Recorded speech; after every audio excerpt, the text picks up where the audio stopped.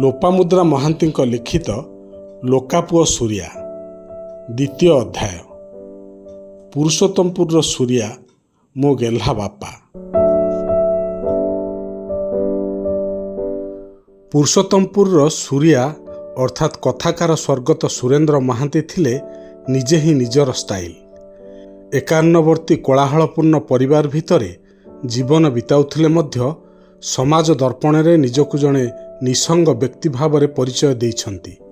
ସ୍ୱପ୍ନ ଓ ସମ୍ଭାବନା ଭିତରେ ଜୀବନ ବିତାଉଥିଲେ ମଧ୍ୟ ସେ ଥିଲେ ବାସ୍ତବବାଦୀ, ସତ୍ୟର ସାଧକ।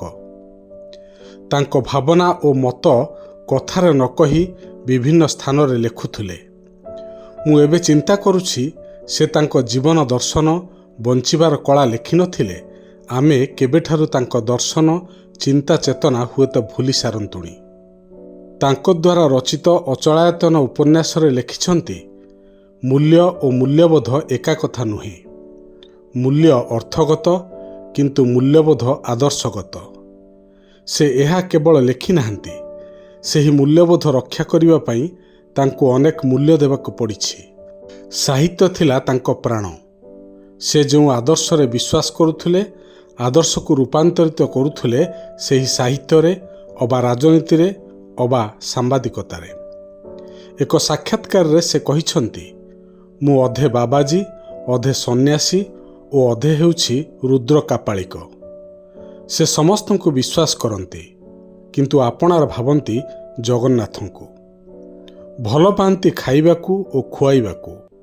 ତାଙ୍କ ପାଠକ ପାଠିକା ତାଙ୍କର ଜୀବନ୍ତ ଭଗବାନ। ଆଲୋଚନା ଅବା ସମାଲୋଚନା ଉଭୟକୁ ସେ ଆଦରରେ ଗ୍ରହଣ କରନ୍ତି।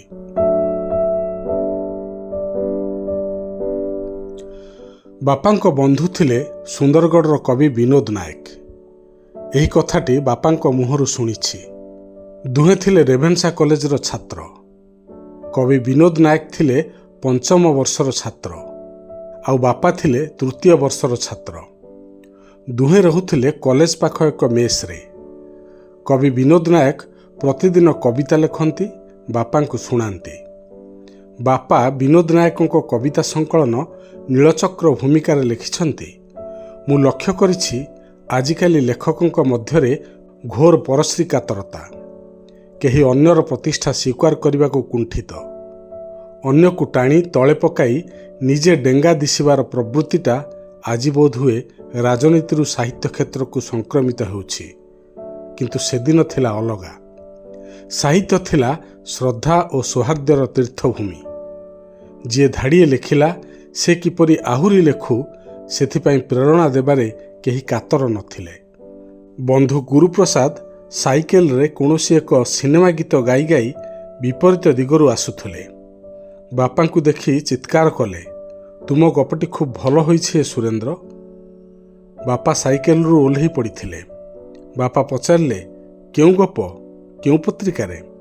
ସେଠାରେ ଉପସ୍ଥିତ କବି ବିନୋଦ ବାବୁ ହସିକି କହିଲେ, ତୁମ ତାଲା ପଡ଼ିନଥିବା ଟ୍ରଙ୍କରୁ ମୁଁ ଖୋଜି କରି ମଣିଷ ଓ ଅର୍ଥନୀତି ଗପଟି ପୂଜା ସଂଖ୍ୟା ଆରତୀକୁ ପଠାଇଥିଲି।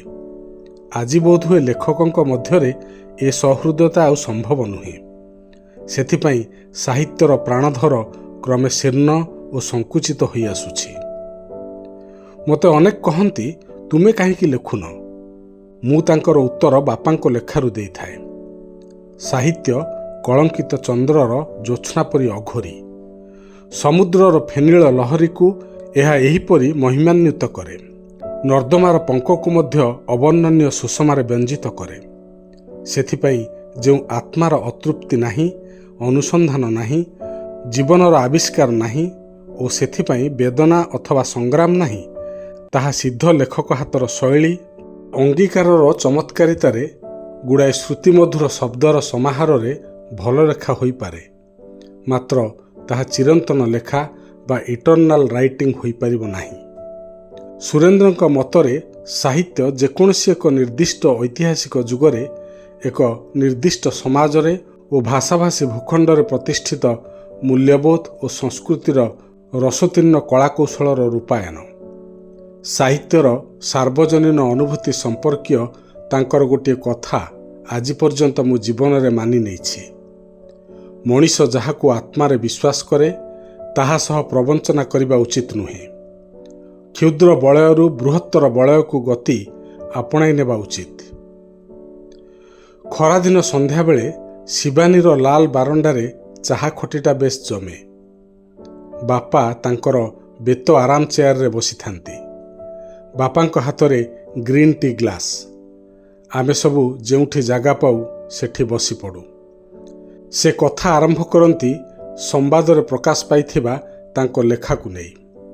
ତାଙ୍କ ଭାଷା ମୋର ମନେ ନାହିଁ, ମାତ୍ର ମୁଁ ଯେତିକି ମନେ ରଖିଛି, ଲେଖକ ପାଠକର ରୁଚି ଅନୁସାରେ ନ ଲେଖି ସେହି ରୁଚିକୁ ଭଲ ମାର୍ଗରେ ବଦଳାଇବାକୁ ଚେଷ୍ଟା କରିବା ଉଚିତ। ଉଚ୍ଚମାନର ରୁଚି ତୁରନ୍ତ ପାଠକ ଉପରେ ପ୍ରଭାବ ନ ପକାଇଲେ ମଧ୍ୟ ପରିଶେଷରେ ରୁଚିକୁ ଉନ୍ନତ କରିଥାଏ। ତାଙ୍କ ସମ୍ପାଦକୀୟ ବୁଝିବା ବଡ଼ କଷ୍ଟ ଥିଲା, ମାତ୍ର ଏବେ ସମସ୍ତେ ବୁଝୁଛନ୍ତି ତାଙ୍କ ଭାଷା ଓ ଶୈଳୀର ପ୍ରଭାବ, ଯାହା ଏବେ ଅନ୍ୟ ଖବରକାଗଜର ସମ୍ପାଦକଙ୍କୁ ପ୍ରଭାବିତ କରୁଛି। ଲେଖକ ସବୁବେଳେ ଭଲ ପାଠକ ସୃଷ୍ଟି କରିବା ଦରକାର। ତେଣୁ ତାଙ୍କ ଲେଖା ଯେକୌଣସି ଖବରକାଗଜ ବା ପତ୍ରିକାରେ ବାହାରିଲେ ସେ ଲେଖା ପଢ଼ିଥିବା ପାଠକଙ୍କୁ ଏପରି କିଛି ପଚାରନ୍ତି ଯେପରିକି ପାଠକ ସେ ଲେଖାରୁ କିଛି ଶିଖିବ, ନିଜ ଜୀବନରେ ପ୍ରୟୋଗ କରିପାରିବ। ସାହିତ୍ୟ ପାଇଁ ଅଭିଜ୍ଞତା ବା ଅନୁଭୂତି କେବଳ ଯଥେଷ୍ଟ ନୁହେଁ, କିନ୍ତୁ ଏହାପରେ ଅଛି ଚତୁର୍ଥ ପରିଧି, ତାହା ହେଉଛି ଉପଲବ୍ଧି। ଉପଲବ୍ଧିର ସ୍ପର୍ଶ ନଥିଲେ ଅନୁଭୂତିର କୌଣସି ସାର୍ବଜନୀନ ଆବେଦନ ନଥାଏ। ନିଷାଦର କ୍ରୂର ଶରାଘାତରେ କେତେ କ୍ରୁଞ୍ଚ ପକ୍ଷୀ ମରୁନାହାନ୍ତି, କ୍ରୌଞ୍ଚର ବିଚ୍ଛେଦରେ କେତେ କ୍ରୁଞ୍ଚ ବିଳାପ କରୁନାହାନ୍ତି, କିନ୍ତୁ ଜଣେ ବାଲ୍ମୀକିର ଶ୍ଲୋକୋପଲବ୍ଧି କେବଳ ସେହି ଶ୍ଲୋକକୁ ବିଶ୍ୱ ସାହିତ୍ୟରେ ସାର୍ଥକ ଶ୍ଲୋକରେ ପରିଣତ କରିପାରିଥିଲା। ସଂସ୍କୃତରେ ଶ୍ଲୋକ ଶବ୍ଦଟିର ଉତ୍ସ ଶୋକ। ଗୋଟିଏ ସ୍ପର୍ଶାତୁର କବିପ୍ରାଣ ମଧ୍ୟରୁ ଯେଉଁ ପ୍ରତିବାଦର ସ୍ୱର ଉଚ୍ଚାରିତ ହୋଇଥିଲା, ତାହା ହିଁ ପ୍ରଥମ ଶ୍ଲୋକ, ପ୍ରଥମ ମହାକାବ୍ୟ। ଏଥିରେ ଅନୁଭୂତି ଯଥେଷ୍ଟ ନଥିଲା, ଏଥିରେ ଉପଲବ୍ଧି ଥିଲା। ଉପଲବ୍ଧି ନଥିଲେ ଲେଖକର ମନ୍ତବ୍ୟ ନଥାଏ। ଯେଉଁ ସାହିତ୍ୟରେ ବକ୍ତବ୍ୟ ନାହିଁ, ତାହା ବର୍ଣ୍ଣମାଳାର ସଂଯୋଜନା ହୋଇପାରେ, ରଚନା ହୋଇପାରେ, ମାତ୍ର ସେଥିରେ ସାହିତ୍ୟର ଆବେଦନ ନଥାଏ। ଶେଷ ସ୍ତମ୍ଭ। ଥରେ ବାପାଙ୍କ ସହ ତାଙ୍କର ଏକ ଗପ ଉପରେ ବେଶ ଯୁକ୍ତି ହୋଇଥିଲା। ଗପଟି ଥିଲା ଏହିପରି। ଏକ ବିବାହିତ ମହିଳା ମଧ୍ୟବିତ୍ତ ପରିବାରର ଦାରିଦ୍ର୍ୟ, ଅସହାୟତା, କପଟତା, କ୍ରୂରତା, ବିଶ୍ୱାସହୀନତା ଭିତରେ ଜଳୁଛି। ପୁରୁଷର ସମସ୍ତ ଅହମିକା ଧୂଳିସାତ୍। ସ୍ୱପ୍ନ ସବୁ କେବେଠାରୁ ରାସ୍ତା ଭୁଲିଗଲେଣି। ପିଲା ସ୍କୁଲରୁ ଫେରିବେ, ବାଉଁଶ ପତ୍ର ଜଳୁଛି ମାଟି ଚୁଲିରେ, ମାଟି ହାଣ୍ଡିରେ ଗାଡ଼ିଆ ପାଣି ଟକ୍ ଟକ୍ ଫୁଟୁଛି। କେଉଁଠି ଚାଉଳ ନାହିଁ। ଦୁନିଆ ଆଖିରେ ଆଖିଏ ଲୁହ ନେଇ ମାଟି ଦେଖୁଛି ଟକ୍ ଟକ୍ ଫୁଟୁଥିବା ପାଣିକୁ। ସ୍ୱାମୀ ଦେଇପାରୁନି ବଞ୍ଚିବାର ଆଶ୍ୱାସନା। ଏହା ସତ୍ତ୍ୱେ ସ୍ତ୍ରୀ, ଛୁଆ, ବାପା ମାଙ୍କୁ ଛାଡ଼ି ପାରୁନି ସିଏ। ବଞ୍ଚିବା ପାଇଁ ତାର ଲୁଗା ସହ ଖାଦ୍ୟ ଦରକାର, ଅର୍ଥ ମଧ୍ୟ। ଟକ୍ ଟକ୍ ଫୁଟୁଥିବା ପାଣିକୁ ଦେଖି ଅର୍ଥ ପାଇଁ ସଂଗ୍ରାମ କରିବେ। ସତ୍ କାମ କରି ଟଙ୍କା କମେଇ ପୁଣି ହସିବେ, କିନ୍ତୁ ହାରିଗଲେ। ସୂର୍ଯ୍ୟ ଅସ୍ତଗଲା, ଘରକୁ ଫେରିଲେ। ସମସ୍ତେ ଅନେଇ ବସିଛନ୍ତି, କ'ଣ ଆଣିଥିବେ ପରା। ତା ପରଦିନ ପୁରୀ ବେଳାଭୂମିରୁ ଅଇଁଠା ପତ୍ରରୁ ଖାଦ୍ୟ ସଂଗ୍ରହ କଲାବେଳେ ତାଙ୍କୁ ଜଣେ ବାଟ ଦେଖାଇଲା ଅର୍ଥ ଉପାର୍ଜନର। ସେଠି ନୀତି ଅନୀତିର ପ୍ରଶ୍ନ ନଥିଲା। ରାସ୍ତାଟା ହେଉଛି ସ୍ୱାମୀ ଉଠାଇବ ପର୍ନୋଗ୍ରାଫିକ୍ ଫଟୋ, ମଡେଲ ହେବ ସ୍ତ୍ରୀ। ବାପାଙ୍କ ସହ ଯୁକ୍ତି ହେଲା। ବାପା ସ୍ଥିର କଣ୍ଠରେ କହିଲେ, ଚିନ୍ତା କର। ରାତିରେ ପୁଣି ଥରେ ପଢ଼ିଲି ଏବଂ ନୂତନ ସ୍ୱାଦ ପାଇଲି। ସେଦିନ ରାତିରେ ଡାଏରୀରେ ଲେଖିଥିଲି ନାରୀର ଯନ୍ତ୍ରଣା, ଜୀବନ ସହ ସଂଗ୍ରାମ କରି ବଞ୍ଚିବାର ଚେଷ୍ଟା, ପୁରୁଷ ସହ ହାତକୁ ହାତ ମିଶାଇ ବଞ୍ଚିବା ପାଇଁ ସଂଘର୍ଷ। ଏଇ ତ ନାରୀ ଜୀବନ। ରୂପଶ୍ରୀର କଥା ମୋତେ ଆନ୍ଦୋଳିତ କରିଥିଲା। ଯେତେବେଳେ ସାରିପୁତ୍ତକୁ କହିଛନ୍ତି, ଫେରିଯାଅ ଭିକ୍ଷୁ, ମୁଁ ଚାହେଁ ଜୀବନ, ନିର୍ବାଣ ନୁହେଁ। ପୁଣି ରୂପଶ୍ରୀ କହିଛନ୍ତି, କୋଟି କୋଟି ପ୍ରାଣରେ ଅଶାନ୍ତି, ଅତୃପ୍ତିର ଦାବାନଳ ଜଳାଇ ଯେଉଁ ସଂଘର ପ୍ରତିଷ୍ଠା, ସେ ସଂଘ ରହିବ ନାହିଁ ଭିକ୍ଷୁ। ଜୀବନ ଥିଲେ ଯନ୍ତ୍ରଣା ଅଛି, କାମନା ଅଛି, ପୁଣି ଆନନ୍ଦବୋଧ ଅଛି। ନିର୍ବାଣର ଶୁଷ୍କ ଇନ୍ଦ୍ରିୟ ଦହନ ଭିତରେ ନୁହେଁ। ମୁଁ ଦେଖିଛି ମୋ ଗେହ୍ଲା ବାପାଙ୍କୁ ବନ୍ଧୁ ଭାବରେ। ଦାରିଦ୍ର୍ୟ ଭିତରେ ଜୀବନକୁ ଭଲ ପାଉଥିଲେ, ଅହରହ ଜୀବନ ସହ ସଂଗ୍ରାମ କରୁଥିଲେ, ସ୍ୱକୀୟ ମର୍ଯ୍ୟାଦା ସହ ବଞ୍ଚୁଥିଲେ, ଆଶା ପାଇବା ଲାଳସାରେ ସାଲିସ କରୁନଥିଲେ। ତାଙ୍କ ପାଇଁ ସ୍ୱାଭିମାନ ଥିଲା ବଡ଼ କଥା। ତେଣୁ ମୁଁ କୁହେ, ମୋ ବାପା ହିଁ ନିଜର ଷ୍ଟାଇଲ।